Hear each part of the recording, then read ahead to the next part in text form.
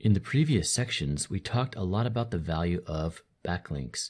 A website with lots of high-value links will generally rank higher for a given keyword phrase than a website that doesn't have any links. Now, in this section, we're going to discuss the question, how do I build backlinks? How do SEO guys get other websites to link to their website? Most of the internet marketing ebooks and SEO pedagogy that I've seen on the net tends to primarily revolve around answering this question. They tend to concentrate on teaching rote backlink building.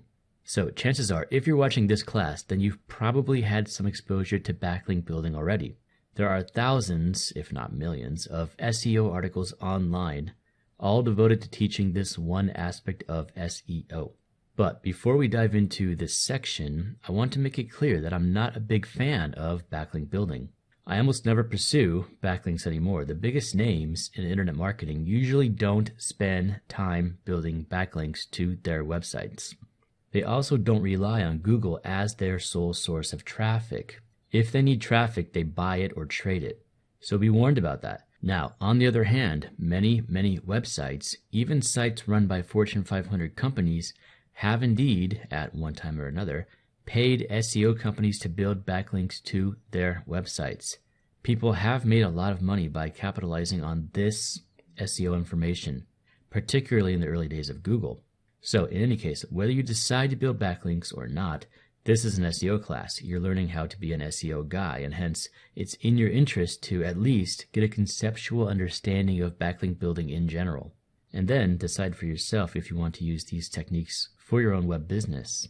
Now, before we list the many ways that people go about acquiring backlinks, we need to understand the difference between the three types of marketing hats: white hat, gray hat, and black hat. So what is the etymology here? If you've ever seen an old cowboy movie, you'll notice that the good guys wear white cowboy hats and the bad guys wear black cowboy hats. This clip is from the 1903 silent film entitled The Great Train Robbery. This film is over 100 years old. There was no sound in movies back then, so directors relied on this black hat versus white hat symbolism to depict the good guys and the bad guys. Okay, so what is white hat marketing? A white hat marketer, or someone who does white hat SEO, is an internet marketer who strives to always play by the rules. And who makes the rules in SEO? King Google makes the rules. Like it or not, Google is the king here. If Google says you need to place a nofollow attribute in your links on Monday morning, then a white hat marketer will make sure it's done by Monday night. In a more general sense, a white hat SEO generally just tries to avoid producing on-page or off-page low-quality content, and will avoid trying to artificially inflate the Google rank of his website by creating spammy backlinks or doing anything against Google guidelines. Now, black hat marketers are the opposite of white hat marketers, as the name implies. A true hardcore black hat marketer is someone who engages in deceptive schemes on the internet to trick people out of their money or credit card information, or to otherwise get some benefit by manipulative or immoral behavior online. A fairly benign example of black hat marketing would be someone who uses a bot to submit auto-generated content or create bookmarks. It's kind of rude and fairly immoral, but it doesn't really hurt anyone too much other than just being a major annoyance to the site owner. Now, a gray hat marketer is, of course, someone whose marketing efforts fall between the white hat and the black hat sides of the moral marketing spectrum. Most SEO companies would probably fall well into the gray hat category. An example of a gray hat marketer might be someone who submits hastily written, cheap content to an article directory, merely for the purposes of getting a backlink to his site. We'll be talking about the website ezinearticles.com in the next section. This site is full of such content. Now, keep in mind, these definitions are necessarily subjective. If you look around on the net, you'll see SEOs fighting about the meaning of these terms, fighting about what constitutes black hat behavior versus gray hat behavior versus white hat behavior. You'll find that people have dramatically different ethical opinions in this regard. But that being said, let's proceed to list some of the many methods people employ to answer this question. How do I build backlinks? Okay, method number one, create quality content or link bait. So this is definitely Google's recommended method for answering the how do I build backlinks question. Create quality content, create quality content, create quality content. If you build it, they will come. This seems to be Google's mantra. Supposedly, if you just create high quality content, then over time, people will naturally link to you and your website will be successful. Now, is this true? Is this how things work in the real world? The answer is sometimes, but not often. Anyone who's been in internet marketing for a while knows exactly what it's like to pour your heart into a website and have absolutely no one in the world come to visit it. The drivers of success for any given website are hard to quantify, hard to predict, and subject to forces that are often wholly mysterious. If you follow Google's advice and feverishly type out reams of, quote, quality content, then you might get a devoted following of fans who send you to the top of the Google search index. But more often than not, you'll just end up devoting long hours of your life to a website that nobody reads. So don't make the mistake of merely relying on your, quote, quality content and Google as your primary traffic generation strategy. Now, having said that, for each method we mention, we'll talk briefly about which marketing hat it is. So on the spectrum between white hat and black hat, where does this method lie? This is, of course, a white hat backlink building method. This is as white hat as you're going to get. In this method, you're not directly creating backlinks at all. Rather, you're just producing your best work and hoping that hordes of people eventually link to you. It happens sometimes, but it often takes several years of hard work to get the ball rolling. Now, method number 2, create link bait. What is link bait? Link bait is a web resource that is so valuable and useful and quite pretty, usually, that people just love to link to it. Typically, the web page is quite graphic, heavy, and attractive looking. In this slide, we can see the famous Beginner's Guide to SEO over at Moz.com. This is a very popular resource. They no doubt spent a lot of time on it, and they put a lot of effort into making a visually appealing user experience. So the purported purpose of a guide like this is to teach people something about beginner SEO. But the ancillary purpose is so that the web page garners backlinks. You can see that this page has a page rank of 6, so you know lots of people have linked to it. So on the spectrum between white hat and black hat, where does this method lie? Again, this is pretty white hat. You're merely making a legitimate web resource that is useful to people in your target demographic, and these people are naturally linking to you. So there's nothing too questionable about this method at all. It's pretty congruous with Google's original hypothetical conception of PageRank. Great web resources will float to the top of the search results because people think they're great and create links to them. Again, it happens sometimes. Method number 3, nicely ask someone to link to you. In this method, you find a person who owns a website in your niche. In our slide here, our website owner, Tom, found Susie's dog blog. And so Tom might send Susie an email, something like, "Wow, your website is really amazing. Would you please link to my website?" Obviously, you'd have to write your initial cold email in a much better fashion than this, but typically, the email writer will stroke the ego of the site owner. And that alone might be enough. Sometimes the site owner will be happy to recommend your website to his readers and create a link to your site, merely as a friendly gesture. But typically, especially these days, site owners tend to be more sophisticated, and they'll probably just press the delete button when your email shows up. I get emails like this every week, and I never respond, but you never know. So, on the spectrum between white hat and black hat, where does this method lie? This is a pretty white hat method, particularly if you're just emailing one person who you legitimately have an interest in. But this can quickly become a gray hat or even a black hat method when you start using software to generate these emails. Say you blast 1,000 blog owners with the same email repeatedly, then that's well into the gray hat or black hat area. Method number 4, give a website owner free content that contains a link to yourself. In this method, you give a website owner some form of creative content, and this content contains links that point back to your own website. Most of the more white hat and gray hat SEO backlink building tutorials on the internet typically teach some variant of this method. This is often called guest posting or guest blogging, so you'd write a few hundred words on a topic that is congruous with your niche, and if the site owner thinks your content is good enough, he'll publish it on his website. Guest posting is very, very common. It's been going on since the invention of the internet. So on the spectrum between white hat and black hat, where does this method lie? This is typically considered pretty white hat, so long as the content being shared is, quote, quality content. Method number 5, create a downloadable public resource that contains a link to your website.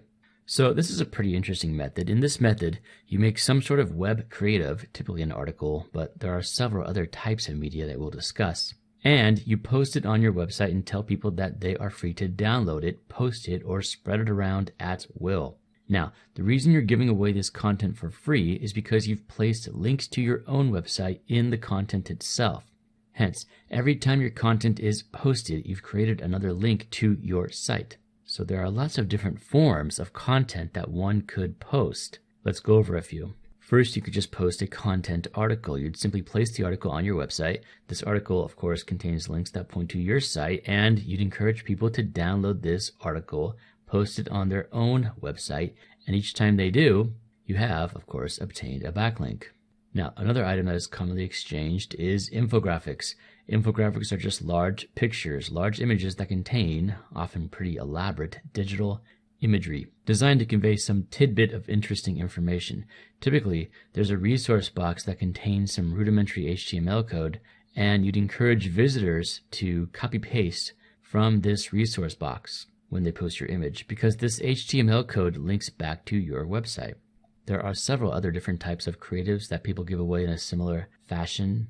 WordPress themes, this is a big one. You'd give away your own free WordPress theme, and in the footer of every page, you'd link back to your own website. This is quite commonly done with theme companies, also with forum software like vBulletin and Simple Machines. You'll often see a link to their own site at the bottom of each page. Pictures, Getty Images does this one. They have some free pics on their site that you can post on your own website so long as you link back to them. Other media, almost anything will do, giving away video or audio files via embedded media code that has a little link back to your own website. Again, there are infinite possibilities here, but let's discuss some pitfalls with this method to be wary of.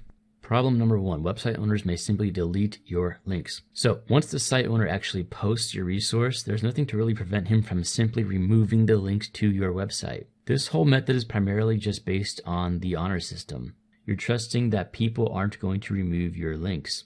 But it's quite difficult to enforce, and a lot of people don't really think they're doing anything wrong by not giving you attribution anyway. You can see on Pinterest, this guy here has posted literally thousands upon thousands of dollars worth of infographics on his Pinterest page. And I doubt that any of these are really correctly attributed in the way that their original creators intended. Problem number 2, duplicate content. If you offer your content as a free public web resource and people actually start posting it, then copies of it will start appearing on the web. For example, let's say 3 people post your article, Allie, Bobby, and Charlie. Now, when Googlebot sees the same piece of content appearing again and again and again, then how does Google interpret this? Does Google calculate this scenario as 3 links to your website? Or does Google calculate this scenario as 1 link to your website?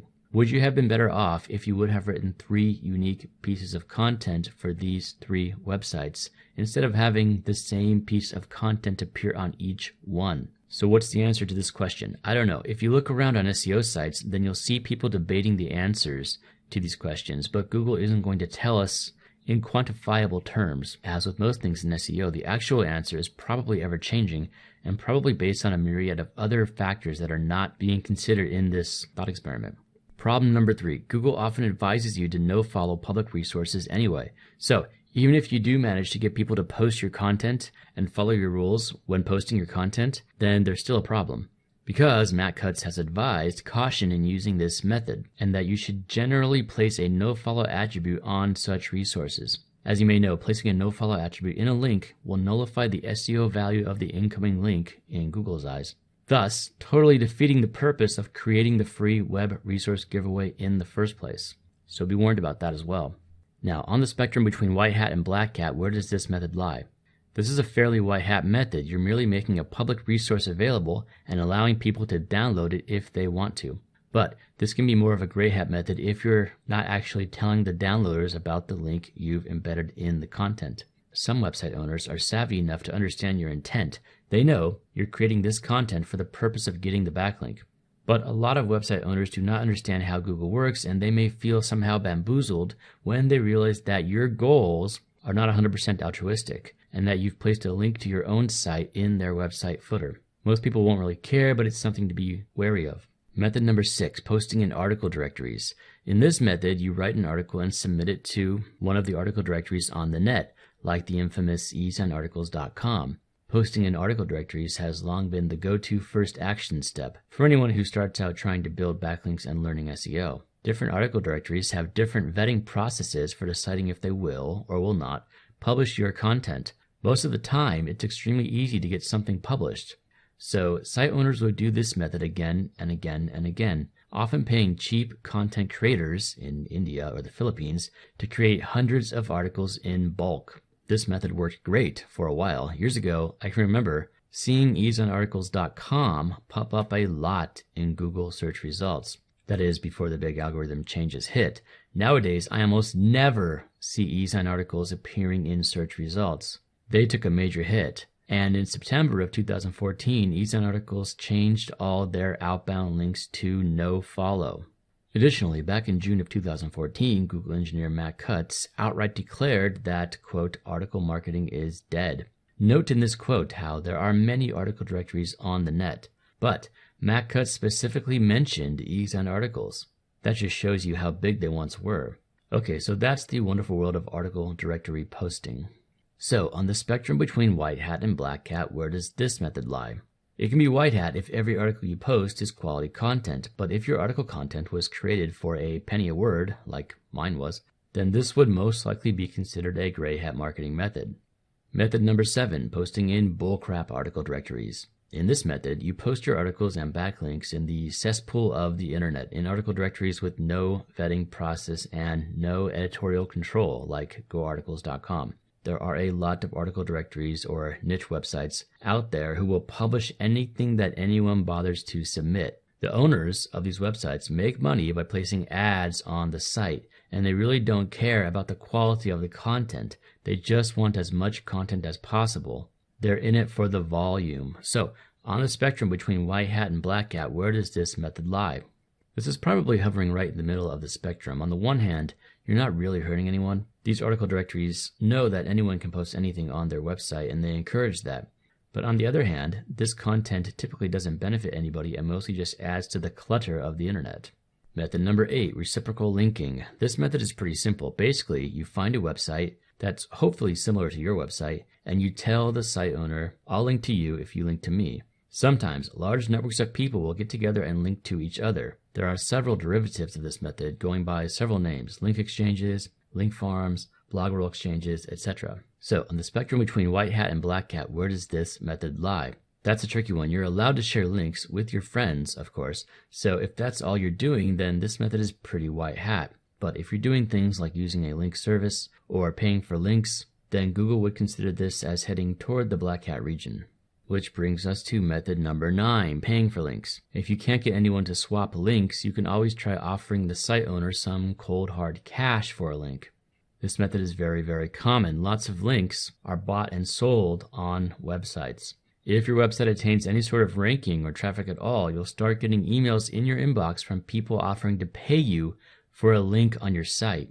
Often this will be for a finite period of time, ranging from something like 6 months to several years. So on the spectrum between white hat and black hat, where does this method lie? Google is, of course, not too keen on this method. Remember, Google sees every website link as a vote, and when you buy a link, then in Google's eyes, you're cheating. Some would call the act of paying for links a black hat method. I tend to think of black hat as being more malicious than that. Paying for links mostly only affects the veracity of Google's algorithm.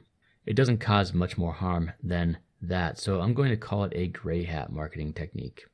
Method number 10, commenting, forum posting, and forum signature links. In this method, you sign up to an online forum that has members who are interested in your niche, and you offer supposedly valuable advice to the forum members, and in exchange you occasionally slip in a link to your own website in the hope of getting a free backlink or leads. Most forum software has a signature function where members link to their websites.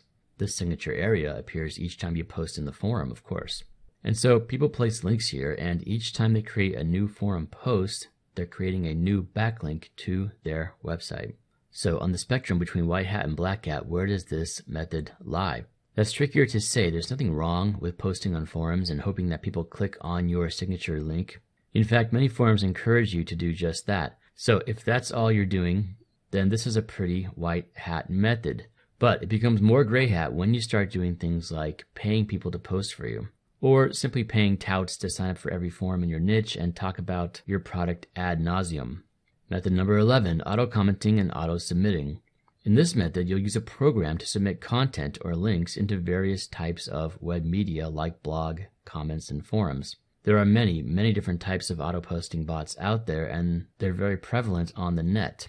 You've probably seen them in your own WordPress comments, or if you've ever installed a vBulletin forum before, then you know that your forum will start to fill up with spam almost as soon as it goes live. So, on the spectrum between white hat and black hat, where does this method lie? Auto-commenting is basically spamming. A lot of people will consider any spam to be black hat. This is one of the more harmful methods of link building, because you're not just trying to trick Google, you're actually being quite a nuisance to the administrators who run these blogs and forums that you're submitting to.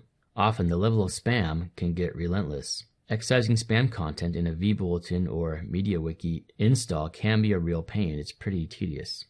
Method number 12, buy some links from a private blog network. In this method, you find a person who owns a large network of blogs and you pay him money in exchange for a backlink. Such networks are usually called private blog networks, also called private link networks or personal link networks. You might want to check out the Viperchill blog. Glenn Alsop blogs extensively about this method and about his own personal network, which he has grown into a very huge and profitable conglomerate of websites. He's also one of the few private blog network owners who actually comes right out and talks about what he does quite openly. But if you've been into internet marketing for a while, you've probably seen several of these companies come and go through the years. If you dig around on the internet, you can read some pretty interesting stories about their continual rise and fall. Here's a good post from Spencer Haas over at nichepursuits.com talking about how he has lost another round with Google. His websites that were ranking based on his use of private blog network links took a beating in 2014. This is a very common trend on SEO blogs. At some point, almost everyone at SEO seems to write an "all right, Google, you win" post eventually. Because, again, at the end of the day, Google hires the smartest network engineers in the world, and they're good at developing sophisticated ways to unearth these various link schemes. So on the spectrum between white hat and black hat, where does this method lie? Well, again, Google doesn't want you to buy links. In their eyes, it's cheating. So this method is at least well within the gray hat and black hat range. Method number 13, build your own private blog network. So, okay, if you're crazy enough, and if you have insanely proficient organizational skills, and if you have a deep understanding of how web host networks function, and if you have a large amount of time and money to invest, and if you have an existing profitable website that is currently generating revenue based on incoming organic search traffic, then you might consider building your own private blog network.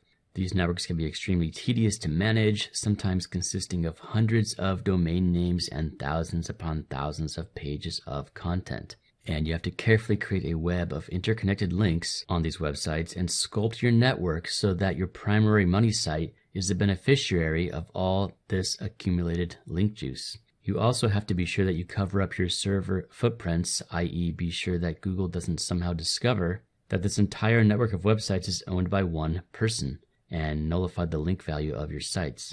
This happens quite a lot. So to do this, network builders will engage in a sort of clandestine tradecraft. They'll buy their domains and web servers via different companies. They'll vary their business names and addresses. They'll use different types of analytics software, different types of CMS software, different website themes, etc., etc. All of this work and effort is, of course, devoted to masking the fact that they've created a giant artificial subweb of content, merely for the purpose of bolstering the ranking of their, quote, real website that actually makes them money. This is the most serious type of link building. You'd have to be fairly technically savvy and quite committed to build and manage a large blog network. So on the spectrum between white hat and black hat, where does this method lie? This is pretty close to the black hat side. Again, you're not really hurting anyone, but you are filling the internet with relatively useless content, typically hastily produced content that solely exists to improve the rank of your primary website in Google. Okay, so as I mentioned at the start of this video, and as you can probably tell by now, I'm not a big fan of backlink building and off-page SEO. I've tried all of these methods at one time or another. I've made thousands of dollars using these methods, but nowadays I try to avoid all of them. Why? Several reasons. And in the next video, I'm going to discuss some of the potential problems with link building. And then you can make your own decisions about how much effort you'd like to put into off-page SEO versus on-page SEO.